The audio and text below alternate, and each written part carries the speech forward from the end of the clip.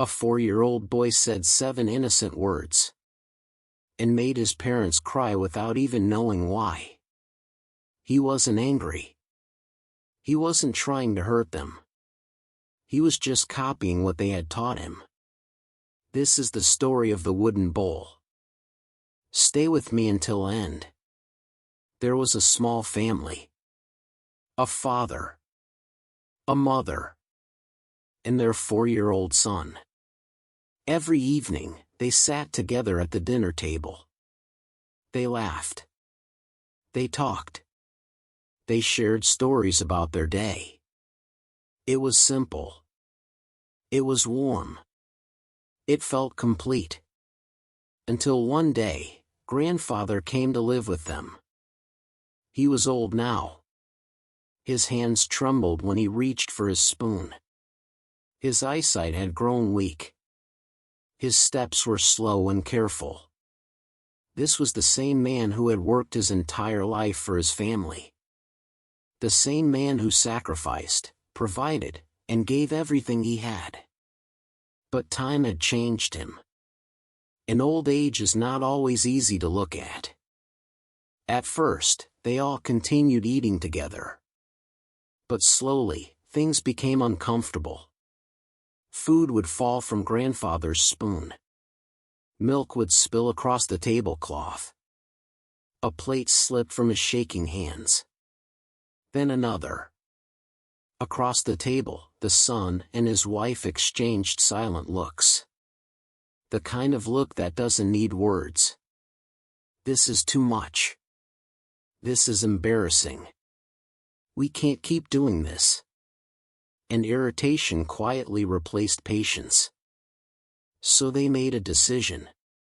Grandfather would no longer eat at the table. His meals were brought to his room. He ate alone, while the rest of the family laughed together. And because he had broken a dish or two, they served his food in a simple wooden bowl. Not a proper plate. Not a glass. Just a rough wooden bowl. He never complained. He never argued. But some evenings, as he listened to the laughter from down the hallway, his eyes filled with tears. Not because he was angry, but because he understood. He had become an inconvenience. And the 4-year-old boy watched everything. We forget how closely children observe us. We think they are too young to understand. But they see. They learn. They absorb. Every action becomes a lesson. One evening, the little boy sat on the floor, playing with small scraps of wood. His father walked by and smiled. "What are you making?" The boy looked up calmly and said, "I'm making little bowls for you and Mama, to eat your food from when I grow up." Then he went back to his work. Silence. 7 words. That's all it took. To eat your food from when I grow up. In that moment, every excuse disappeared. Their son wasn't trying to hurt them.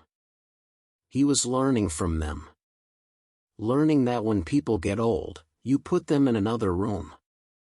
Learning that when hands shake, you replace plates with wooden bowls.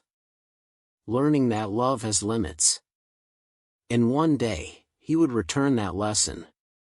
The father felt tears on his face. Across the room, his wife was crying too. No words were spoken. None were needed. They understood. That evening, the father walked quietly to his father's room. He didn't give a speech. He didn't defend himself. He simply held out his hand. The old man looked up, uncertain. Slowly, he reached out and took it. And together, they walked back to the dinner table. A proper plate was placed in front of him. A glass of milk beside it. And the whole family ate together. From that night on, grandfather never ate alone again. When food fell, nobody sighed. When milk spilled, someone wiped it gently. When dishes shook, someone steadied them. Because they finally understood something simple and powerful.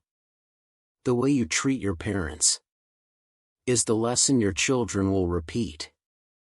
One day, the hands that once fed you will tremble. One day, the voices that once guided you will grow quiet. The question is, will you make them feel like a burden? Or will you make them feel like home? If this story moved you even a little, don't scroll away. Call your parents. Visit them. Sit with them. Share a meal.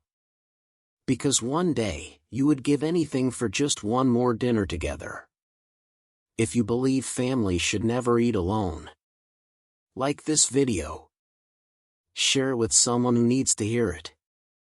And subscribe for more stories that remind us what truly matters.